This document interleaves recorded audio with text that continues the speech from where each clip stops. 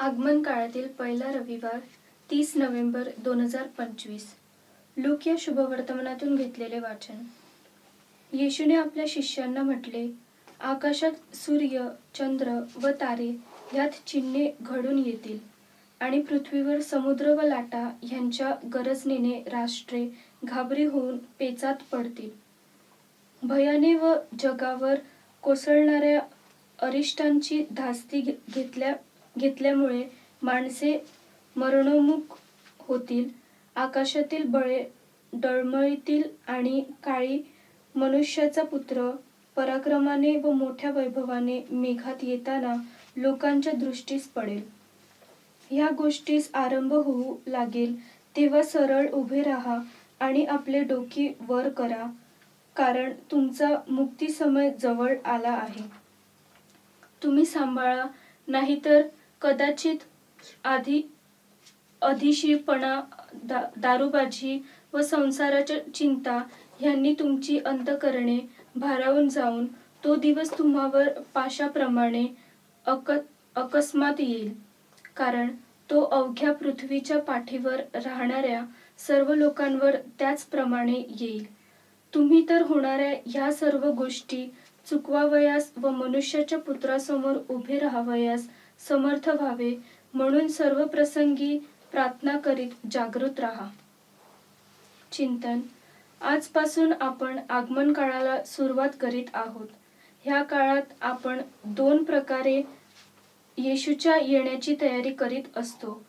पहिल्या टप्प्यात म्हणजे आजपासून 16 डिसेंबर पर्यंत ख्रिस्तसभा येशूच्या दुसऱ्या आगमनाची सर्तक राहून तयारी करण्यासाठी आपल्याला बोलावत आहे.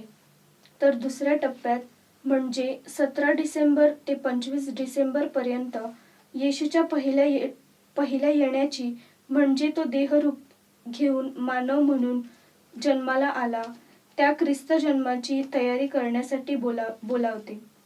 यशाया संदेष्टाने जेव्हा संदेश घोषविला तो काळ युद्धजन्य परिस्थितीचा काळ होता.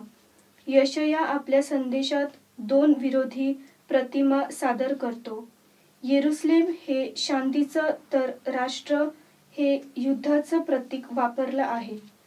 यशाया संदेश देतो की प्रभूच्या येण्याने युद्धजन्य परिस्थिती संपुष्टात येऊन शांती नांदेल.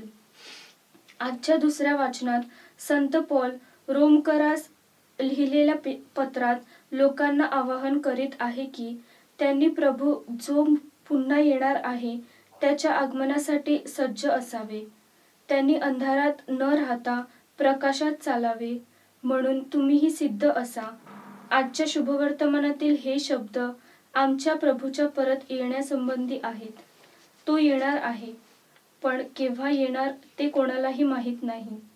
तो अचानक कसलाही इशारा न देता येणार आहे. म्हणून आपण पापकर्मापासून 2 पावले दूरच राहू. त्याचे येणे एवढे अचानक आहे की चुका दुरुस्त करण्यास, पापाचा कलंक पुसून टाकण्यास, दृष्ट कृत्ये सुधारण्यास अजिबात वेळ मिळणार नाही. म्हणूनच आपण सावध व जागृत राहून प्रार्थना केली पाहिजे.